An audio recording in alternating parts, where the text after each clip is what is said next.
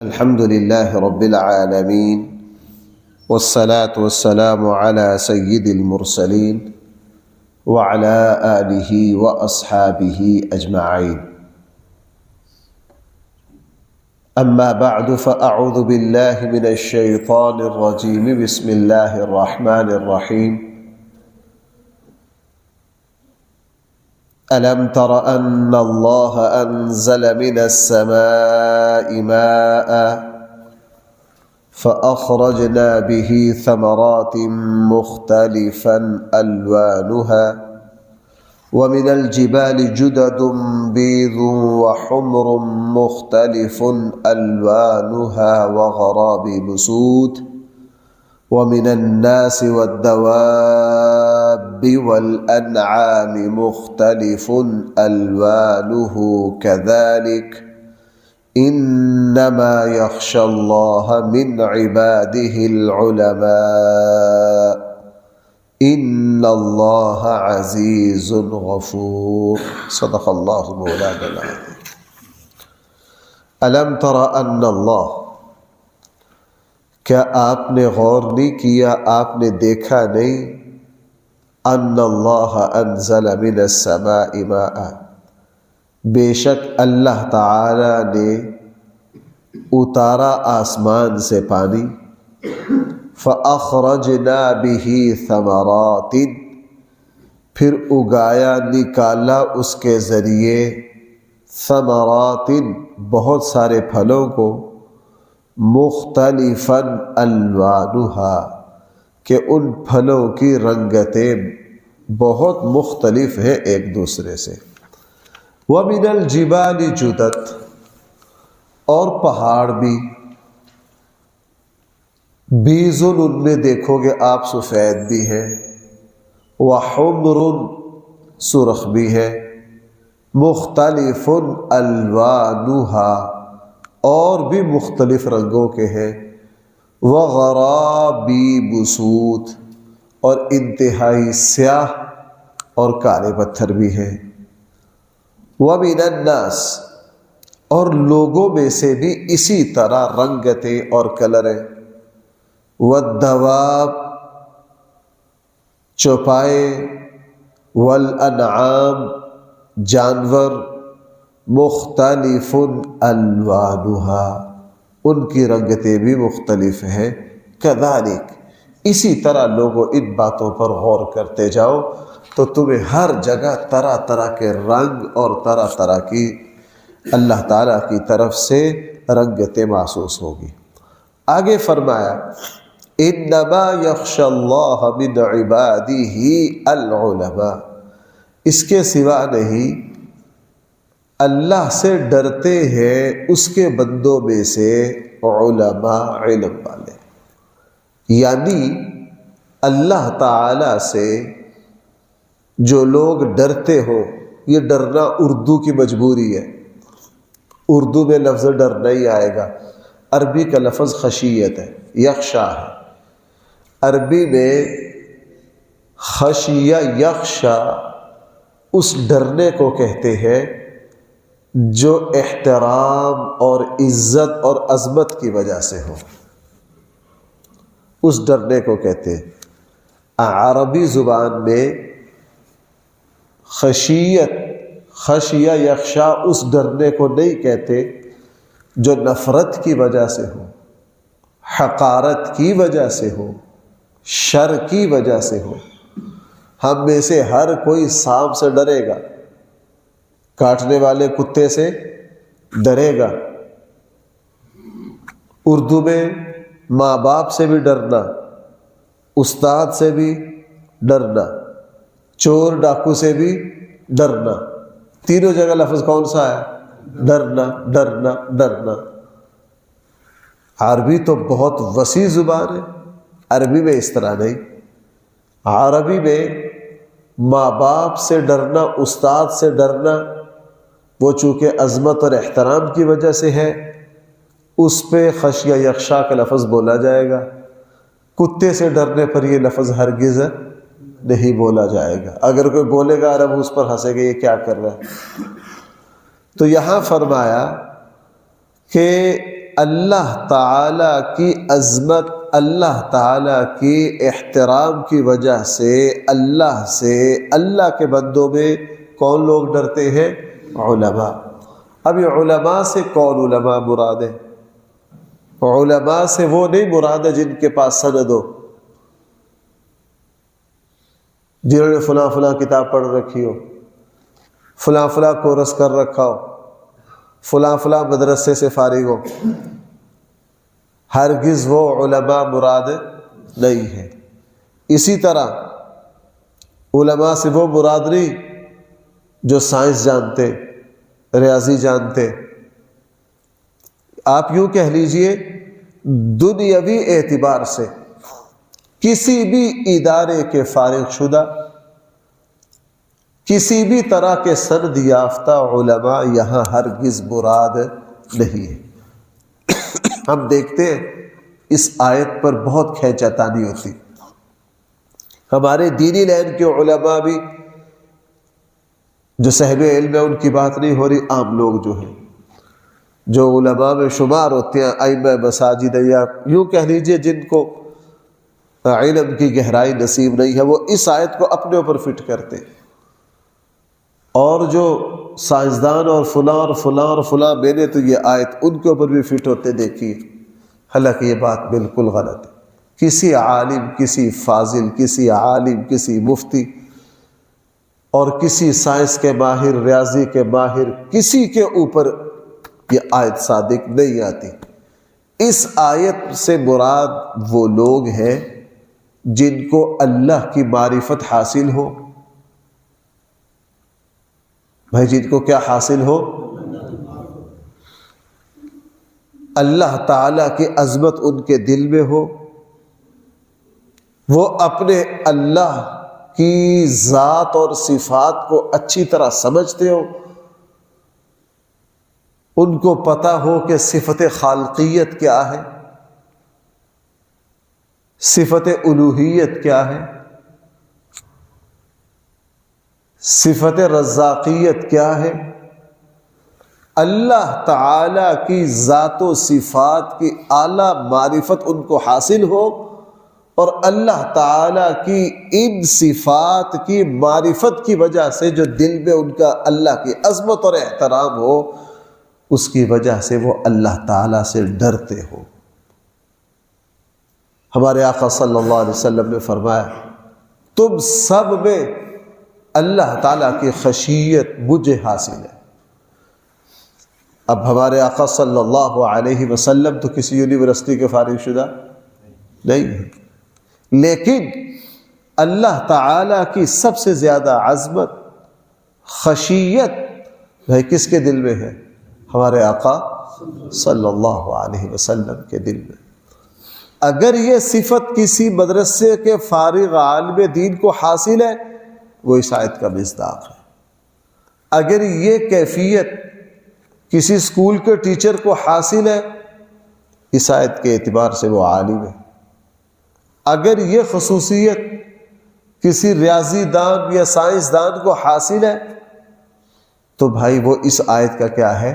مصداق ہے۔ اس آیت کا مصداق وہ لوگ، اچھا اسی طرح وہ شخص جو نہ عالم و فاضل ہو، نہ اس کے پاس کوئی سند ہو، نہ کسی ادارے سے فارغ شدہ ہو، عام سیدھا سادہ مسلمان ہے، لیکن اللہ تعالیٰ نے اس کے دل میں ایمان رکھا ہے، وہ اللہ تعالیٰ کی صفات کو اچھی طرح سمجھتا ہے، اللہ کی کبریائی پر اس کو پورا ایمان حاصل ہے، تو بھائی اس آیت کے مصداق سے، وہ اس آیت کے اعتبار سے وہ عالم ہے۔ بھائی اس آیت کے اعتبار سے وہ کیا ہے؟ عالم ہے۔ اس لیے یہاں فرمایا انما یخشی اللہ، یقیناً اللہ سے ڈرتے ہیں اللہ کے بندوں میں سے کون؟ علماء۔ یہاں موضوع سے ہٹ کر ایک بات ذرا اور سمجھیے، دیکھیے یہاں لفظ کیا ہے؟ العلماء۔ بھائی اس کا تلفظ دیکھیے ذرا، الفاظ پر غور کیجیے۔ آج کل عربی میں یہ لفظ اس طرح نہیں لکھا جاتا، لیکن قرآن میں ایسے لکھا جائے۔ اگر عربی میں اس کو لکھا جائے، میم کے بعد الف آئے گا، العلماء، اور اس کے بعد حمزہ آئے گا العلماء، واو پر حمزہ، اس کے بعد پیش، اس کے بعد الف، یہ تینوں چیزیں نہیں آئیں۔ واو، بھائی ذرا غور، یہ بڑی اہم بات مجھے آپ سے عرض کرنی ہے، آپ ذرا اس کے تلفظ پر غور کیجئے۔ یہاں واو ہے، اس کے اوپر کیا ہے؟ حمزہ اور پیش، پھر آگے کیا ہے؟ الف۔ آج کی عربی میں یہ تلفظ لکھنے میں ہرگز، آج کی عربی میں صرف میم کے بعد لمبا الف آئے گا اور آگے چھوٹا سا حمزہ آئے گا، ایسے اس کو لکھتے کیوں نہیں؟ یہی ہے رسم عثمانی، یہی کیا ہے؟ خط عثمانی۔ حضرت عثمان رضی اللہ عنہ نے جب قرآن کریم لکھوایا تو اس زمانے میں کسی لفظ کو لکھنے کا جو انداز تھا، جو رسم الخط تھا، جس لفظ کو جیسے لکھا جاتا تھا، پوری امت نے اس پر اتفاق کر لیا کہ اب اس لفظ کو ہلا نہیں سکتے، تاکہ قرآن کریم میں تحریف کا دروازہ نہ کھلے۔ یہ بہت گہری بات ہے جو میں آپ سے عرض کر رہا ہوں۔ اس وقت قرآن کے ایک صفحے پر 3 4 جگہ وہ آتی ہے کہ موجودہ عربی رسم الخط اب تبدیل ہو گیا ہے اور اسی طرح لکھیں گے، لیکن قرآن میں وہ اپنی مرضی کر نہیں سکتے۔ کیوں؟ صحابہ اکرام نے جس طرح اس کا تلفظ اپنے زمانے کے اعتبار سے لکھ دیا، اسے کہا جاتا رسم عثمانی، اسے کیا کہا جاتا؟ خط عثمانی۔ خط عثمانی لکھ کر پوری امت نے اجماع کر لیا کہ اب قیامت تک عربی رسم الخط کہیں بھی جاتا جائے، قرآن کریم کو اسی انداز سے لکھنا بھائی کیا ہے؟ ضروری ہے۔ کیوں؟ تاکہ پہلی جو آسمانی کتابوں میں تحریف اور تبدیلی ہوئی، اس میں تحریف کا دروازہ جیسے کھلا اور ان لوگوں نے جو بیوقوفیاں کی جس کی وجہ سے آسمانی کتابیں سب تحریف تبدیل شدہ ہو گئی، ان 10 بیوقوفیوں میں سے ایک یہ تھی۔ جیسے جیسے زمانے کے خط بدلتے گئے وہ اس کو تبدیل کرتے گئے، کرتے کرتے کرتے کرتے اتنی دور چلے گئے کہ پھر کسی لفظ کا تلفظ یوں لکھا جانے لگا کہ جو اصل مقصد تھا وہ کیا ہو گیا؟ وہ فوت ہو گیا۔ اصل مقصد جو تھا بھائی وہ کیا ہو گیا؟ فوت ہو گیا۔ اسی لیے اگر کوئی شخص رسم عثمانی سے ہٹ کر قرآن کی خطاطی کتابت کرے گا، وہ بالکل ناجائز اور حرام ہے۔ بھائی وہ کیا ہے؟ بالکل ناجائز اور اب اسی طرح لکھا جائے گا وَمِن شَرِّ النَّفَّاثَاتِ فِي الْعُقَدِ، الف کہیں بھی نہیں ہے، کھڑے زبر ہے، نفاثاتی ہے کہ نہیں؟ آج کل کی عربی میں الف آئیں گے، لیکن آپ عام عربی میں نفاثات کو الف کے ساتھ لکھیں گے، لیکن قرآن کریم میں کیا کریں گے؟ کھڑا زبر ہی کے ساتھ لکھیں گے کہ رسول اللہ صلی اللہ علیہ وسلم کے بعد آپ کے صحابہ نے جس رسم، جس اسلوب اور انداز اور کتابت کی جس انداز پر اتفاق کر لیا، اب اس میں کسی طرح کی تبدیلی کر نہیں سکتے۔ بہرحال یہ تو ایک ضمنی سی بات آگے تھی۔ آگے فرمائے ان اللہ عزیز غفور، بے شک اللہ تعالی جو ہے العزیز، وہ صاحب اقتدار ہے، سب پر غالب ہے، غفور، اور وہ مہربان بھی بہت ہے۔ جہاں جہاں بھی یہ 2 صفتیں آتی ہیں میں آپ کو توجہ دلاتا ہوں اس کی۔ ہمارے یہاں کیا ہوتا ہے؟ جو طاقتور ہو جاتا ہے اس کے اندر سے رحم ختم ہو جاتا ہے۔ کیوں بھائی ایسا ہے یا نہیں؟ جس کے پاس اقتدار آ گیا وہ چاہے گا سب کو روند ڈالوں، جس کے پاس قوت آ گئی وہ سمجھے گا میرے آگے کوئی کچھ نہیں۔ یہ اللہ ہی کی شان ہے، اس میں عزیزن کی صفت جتنی کمال کے ساتھ ہے، غفورن کی صفت اس سے بھی زیادہ کمال کے ساتھ ہے۔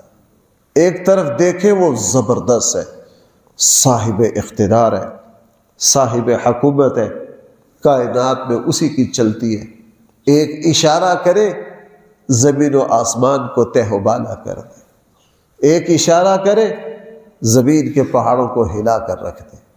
جب زلزلہ آتا ہے، ہمارے یہاں 2005 میں اور اس کے بعد بھی ایک دو سخت زلزلے آئے پہاڑی علاقوں میں، تو دیکھنے والوں نے بتایا کہ پہاڑ کس طرح لرزتے تھے، جس طرح کپڑا۔ بھائی جس طرح کیا ہو، جب 2005 کا زلزلہ آیا، میرے ایک جاننے والے اس وقت تربیلا ڈیم پر تھے، وہ کہنے لگے مفتی صاحب اس وقت ہم ڈیم پر کام کر رہے تھے، ہم نے دیکھا اس وقت، وہ بڑے عجیب انداز سے اس کو بیان کیا کرتے تھے۔ وہ کہنے لگے جب میں بالکل موجود تھا، میں نے پانی کے ارتعاش اور حرکت کو دیکھا، جس طرح ایک پیالے میں پانی ہو اور ایک وہ انسان کے ہاتھ میں ہو، انسان اس کو جس طرح چاہے ہلا سکتا ہے، چاہے تو بالکل الٹا کر کے اس کو کیا کر سکتا ہے۔ کہنے لگے جی جس طرح ایک انسان کے ہاتھ میں پیالہ پانی کا جو چاہے وہ کرے، ہلا دے، الٹا کر دے، گرا دے، جو کرے حرکت دے دے۔ کہنے لگے جی میں نے تربیلا ڈیم کو یوں دیکھا، اس وقت ہم اللہ کے سامنے سجدہ ریز ہو گئے، اللہ آپ کی طاقت اتنی بڑی ہے، آپ کے سامنے پانی کے اتنے بڑے ذخیرے جو ہیں وہ قطرہ کی حیثیت رکھتے ہیں، اے اللہ اتنے بڑے پہاڑ آپ جب ان کو حرکت دینے پر آئیں یہ تو تار پر ڈالے ہوئے کپڑے کی طرح۔ کہنے لگے جی وہ عالم بھی تھے، تو ہمیں کہنے لگے مفتی صاحب اس دن ہمیں سمجھ آ گیا اذا الشمس کورت واذا النجوم کدرت واذا الجبال سیرت واذا العشار عطلت واذا الوحوش حشرت واذا البحار سجرت۔ کہنے لگا یقین ہو گیا، اعتقاد اور عقیدہ تو پہلے بھی تھا لیکن آنکھوں نے مشاہدہ کر لیا۔ یقین حاصل ہوتا ہے بندے کو، دسیوں باتیں ایسی ہیں کہ بندوں اپنے عقیدہ اور اپنے فہم اور شعور کی بنیاد پر کہتا ہے یہ بات ایسے ہے، لیکن بعض دفعہ عملی طور پر ایسا ہوتا دیکھ لیتا ہے تو بھائی پھر اس کی لذت اور بڑھ جاتی ہے، اس کی لذت اور بڑھ جاتی ہے۔ اس کیفیت کو، اس لذت کو وہی محسوس کر سکتا ہے جس پر یہ کیفیت بیتی ہو، جس پر یہ کیفیت بیتی ہو اسی کو محسوس ہوتا ہے۔ جیسے میں نے آپ کو ایک بندے کا سنایا تھا، میں نے پیچھے کسی بیان میں تذکرہ کیا تھا کہ ایک یورپ کے ادارے میں ایک صاحب سعودیہ میں، وہ بلدیہ میں کہ اس شعبے سے وابستہ ہے جس کا کام میت کو کیا دینا ہے، وہ غسل دینا ہے۔ آپ کو پتہ ہے وہاں یہ کام ریاست کرتی ہے، پرائیویٹ نہیں ہو سکتا، اور بہت اچھا ہے۔ بلدیہ کا ایک شعبہ ہے، اس کو کال کرتے وہ میت کو لے جاتے ہیں سارا کر آ کے۔ وہ کہنے لگے جی میں نے میتوں میں جس میت کا چہرہ کھلتا دیکھا اور جس کے جسم کو انتہائی ریشم کی طرح نرم دیکھا، 3-4 باتیں اس نے بتائی۔ اکثر معلوم کرنے پر پتہ چلتا ہے یہ وہ لوگ ہیں جو ماں باپ کے فرما بردار ہیں، جن کی زندگیاں ظلم سے پاک ہیں، جن کی زبانوں سے دوسروں کی عزتیں محفوظ ہیں۔ عموماً کہنے لگا جب بھی میں نے کسی کی میت کو دیکھا یار یہ تو بالکل ریشم پڑی، تر و تازہ پڑی ہے، معلوم کرنے پر پتہ چلا ہے بندہ ماں باپ کا بڑا فرما بردار ہے، اور اس نے زندگی میں کبھی کسی کے ساتھ ظلم اور زیادتی نہیں کی، اس کی زبان بہت قابو میں ہے، بہرحال بات دور چلی گئی. ان اللہ عزیز، بے شک اللہ تعالیٰ کیا ہے؟ صاحب اقتدار، صاحب حکومت، العزیز، غفور، اور بھائی ادھر سے کیا ہے؟ مہربان ہے. مجھے تو بہت لذت آتی ہے ان دونوں صفات کو اکٹھا دیکھ کر.